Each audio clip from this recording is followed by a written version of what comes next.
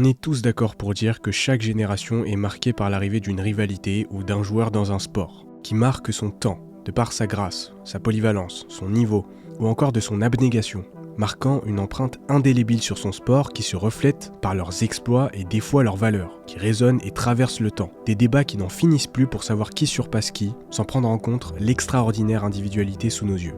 Certains s'éteignent, d'autres perdurent et redéfinissent même les logiques de ce sport, d'autres le subliment et l'installent directement dans les légendes. Certains nous font pleurer, justement parce qu'on réalise au pic de leur art qu'ils ne sont finalement que de simples humains. On en voit, on en perd, mais méprenez-vous.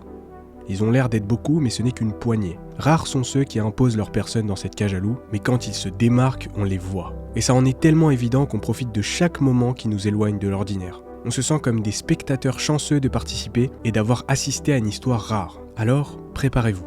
Préparez-vous à entrer dans la genèse d'une carrière qui risque de nous étonner plus d'une fois. Décrit comme un talent générationnel, un phénomène, un alien, tant de mots pour décrire un simple humain. Mais comment le décrire ? Voilà, c'est ça la vraie question. De sa taille à sa vélocité, rien n'est descriptible et explicable. Et c'est ces mélanges d'incohérences qui font de lui quelqu'un d'hors norme. On ne peut pas le comparer.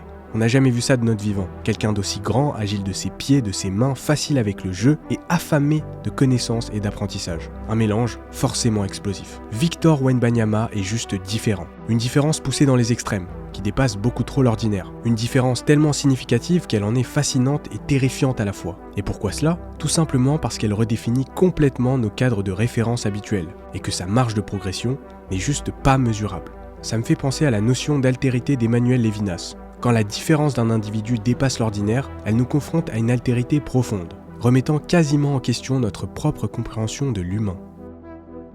On le voit et on le ressent comme un surhomme. Il intrigue, questionne, toute la ligue se prépare et se projette pour pouvoir ralentir sa progression. Il force l'adaptabilité.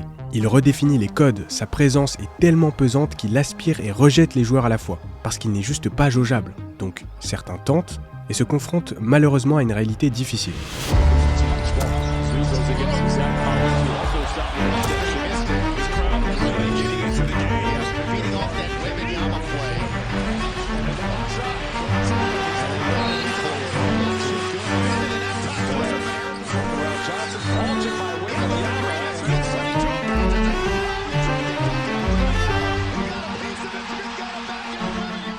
Certains coachs se sont mis à entraîner leurs joueurs à s'habituer à son envergure, que ce soit défensivement ou offensivement. Et quand je dis qu'il redéfinit les codes, il le fait déjà physiquement.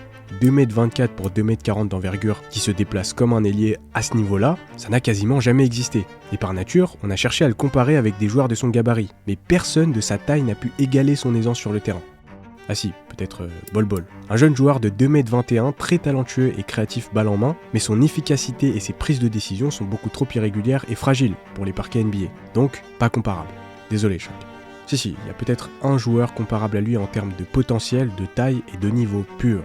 Yao Ming, la légende chinoise de 2m29 des Houston Rockets. Et sa carrière, aussi prometteuse qu'elle a pu être, a été écourtée pour cause de blessures graves. Et malheureusement, nous n'avons jamais pu voir le plein potentiel de ce géant aux doigts de velours. Et les blessures chez les très grands, c'est très courant. Et ça coûte carrément des carrières. Donc là encore, on a eu peur. Et il nous a de nouveau montré le contraire, en jouant 71 matchs sur 82 en une saison régulière. Pour sa taille, c'est énorme, mais ça l'est d'autant plus dans une ligue qui favorise le load management. Une tactique très courante en NBA qui permet aux franchises de faire reposer leurs joueurs stars lors de matchs à faible importance. Et quand je dis que nous rentrons dans une nouvelle ère, je ne rigole pas. Et puis, tout le monde l'a vu, annoncé et anticipé. Et justement, cette pression qui était présente bien avant son arrivée, elle s'est installée et renforcée au fur et à mesure de ses belles prestations. Il y a une attente constante sur ses épaules. Chaque match et chaque saison doivent correspondre à la belle carrière qui lui est prédéfinie. Et donc, malheureusement, lorsqu'il dérive légèrement, on l'attaque dans tous les sens. Et c'est ce qu'on a pu voir en Summer League en seulement 2 matchs d'intervalle. Ou encore, lors de la fin de sa première saison, on lui reprochait de tirer trop souvent à longue distance. Et c'était les mêmes reproches en début de saison 2024-2025. Et les gens ont très vite douté de sa capacité à être efficace offensivement sur le terrain. Where with Wemby, he needed to get stronger, not bigger, but stronger so he wasn't pushed off his spot. The other thing about guys like Kevin Durant and Dirk is they were 40% shooters. They were some of the best shooters that happened to be 7 feet. He has to improve his shooting percentage. That will help that. He might need to borrow my costume right now because he is not on the verge of this season of showing that, right? And he's struggling But you got to take a page. I would rather you get away from wanting to be Kevin Durant and start being more like a Giannis Antetokounmpo. Yes, Let's get up in that paint. Tout ceci est dû à son excès de shoot longue distance, qui l'a amené à un bilan assez difficile, faut le dire, de 8 3 points marqués sur 34, lors de ses premiers matchs cette saison. Mais encore une fois, il a fait taire tous ses détracteurs. Depuis ses 8 derniers matchs, Victor tourne en moyenne à 28,2 points, avec 50% de réussite au tir et 35,1% à 3 points, avec une pointe à 50 points pour 8 3 points, tout ça en 26 minutes. Ce qui fait de lui le 4e plus jeune joueur de la ligue à atteindre cette énorme performance. Bon, il est évident qu'une décision ou un changement a été pris.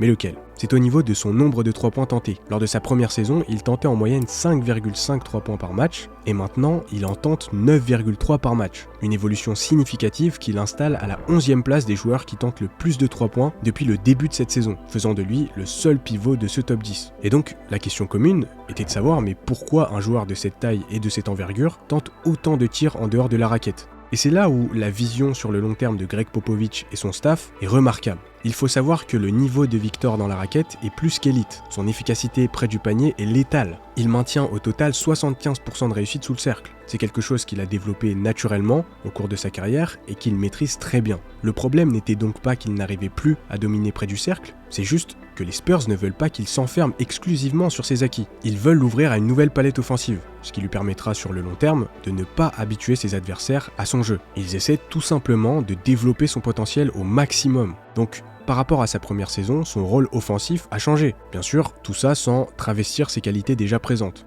Le staff a fait en sorte d'ajouter de nouvelles menaces offensives, comme le rookie Castle, en additionnant en plus de ça un meneur expérimenté et efficace avec l'arrivée de Chris Paul. Ceci va espacer et ouvrir correctement le jeu et permettre à leur diamant brut d'expérimenter sa nouvelle façon de jouer. Bon, il ne faut pas être dupe, ça lui a pris quelques matchs pour réajuster et reprendre le rythme NBA. Et là justement, sur ces 8 derniers matchs, on a pu voir la réussite de son jeu réinventé. Et ses 50 points face aux Pistons est la représentation de la menace que peut être son nouveau type de jeu. Par exemple, lorsque les défenseurs choisissaient de le limiter près du panier, il shootait longue distance. Et lorsqu'il se rapprochait de lui pour le contester, il rentrait dans la raquette. Avec cette belle alternance de jeu et de régularité, il risque de complètement exploser. Il sera juste intenable. Donc les Spurs lui ont laissé carte blanche au niveau des 3 points pour qu'il développe cet aspect du jeu. Et ce que je trouve judicieux de la part de cette franchise, c'est qu'ils n'ont pas peur des échecs. Ils mettent 100% de leur temps et de leur énergie pour développer Wemby dans les meilleures conditions possibles, et même si ça peut leur coûter quelques saisons. Ils ne le savent pas encore, mais ils redéfinissent peut-être complètement le poste de pivot à travers Victor. Et si Wemby continue à mettre autant de 3 points avec autant d'efficacité, les défenseurs vont être obligés de respecter cette qualité, et donc de prendre en compte cette menace et d'y répondre, ce qui lui permettra ensuite de modeler son jeu comme bon lui semble. Mais on oublie une chose, c'est qu'il n'a que 20 ans. Quand il aura réussi à équilibrer son jeu et à effacer toutes ses faiblesses, il sera inarrêtable. On ne sait pas ce qu'il peut devenir. Imaginez seulement, un joueur avec les qualités de pénétration de Giannis Antetokounmpo, avec l'adresse de Kevin Durant et la défense de Rudy Gobert. Mais il va rouler sur toute la ligue. Et puis au-delà du côté offensif, sa présence défensive est suffocante. Il dissuade tout le monde d'aller dans son périmètre, et les stats le confirment. Dès sa première saison, il était le joueur qui avait inscrit le plus de contres, en étant le 2e à la course au meilleur défenseur de la NBA. Tout ça lors de sa première année. Et actuellement, il est encore le leader sur le nombre de contres. Et tous les analystes annoncent sa victoire pour le titre de meilleur défenseur de l'année. Et puis, ça se voit sur le terrain. Il a le sens défensif et les réflexes défensifs très développés. Et cette complémentarité offensive et défensive à peine maximisée lui a déjà permis d'atteindre des statistiques que peu de joueurs ont pu égaler, et rarement au même âge. En février 2024, Victor Wembanyama a inscrit un triple-double pas comme les autres. Pour ceux qui ne savent pas, un triple-double est une ligne de stats où le joueur doit cumuler au moins 10 unités dans 3 catégories statistiques majeures. Et tout ça en un seul match. C'est une ligne de stats très respectée en NBA et surtout très difficile à atteindre. Bon, il y en a un qui l'a démystifié, mais bon. Mais il y a une chose importante à expliquer. Dans la grande majorité des cas, le triple-double inclut les points, les rebonds et les passes décisives. Sauf que dans le cas de Victor, lors de ce match contre les Raptors, il a inscrit 27 points, 14 rebonds, et pas 10 passes décisives, mais 10 contres. Et tout ça en un seul match. Une prouesse qui n'avait pas été arrivée depuis son prédécesseur David Robinson, il y a de cela 34 ans. Et en plus de ça, ce soir-là, il a ajouté sa petite touche personnelle, en étant le premier joueur à avoir inscrit un triple-double avec des contres, plus 5 passes décisives. Encore une fois, il redéfinit les codes et ce n'est que le début.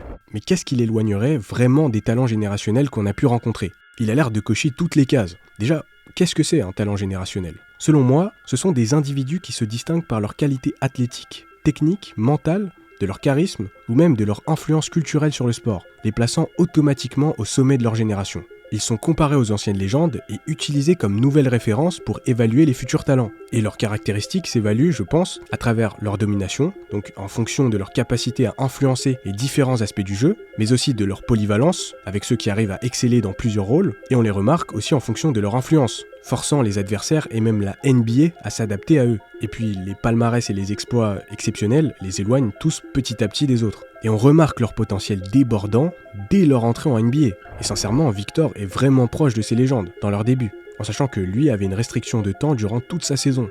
Bon, Michael Jordan, c'est juste pas comparable, mais voilà. Mais quel est l'élément qui me fait dire qu'il est du même calibre que ces légendes, et que l'on retrouve chez chacun d'entre eux, justement? C'est tout simplement son amour profond pour ce sport. Shout out to Wemby, man. That brother right there, he is going to be so good. He already good, but he going to be such a problem. You don't see nothing. Yeah, like I've never seen, anything like Wemby. Handle, shot, and love to play. Facts. You know what I mean? He has a certain joy about him, that makes him fun to watch. 100%. And he wants to be in the big moment. He wants to live in the big moment. And, his confidence is through the roof. Yes, it is. And that, first of all, from everything I hear, Wemby is already a hell of a kid anyway. Like, so the discipline, the hunger, the drive, the motivation he already have, being underneath the tutelage of a Pop, being a Pop again, and also CP. About to be on there. Finally got a point that can get him the ball when and where he needs it. And give him those 3 to 4 to 5 easy buckets a game on top of what he already was doing the year before.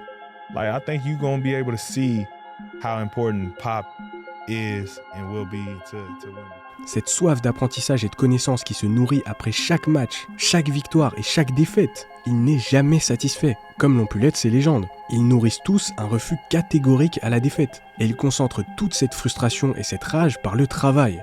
Et il nous montre à chaque fois qu'il est en recherche constante d'amélioration. Il veut peaufiner au maximum ses capacités, donc il fait tout naturellement appel à des spécialistes dans un domaine pour aiguiser ses lames. Par exemple, il a contacté Jamal Crawford, un ancien joueur NBA reconnu pour sa dextérité hors norme balle en main, et puis un peu après leur rencontre, il a commencé à nous sortir ça. It is a sham guard there, but then he comes back with a spin move and an easy layup.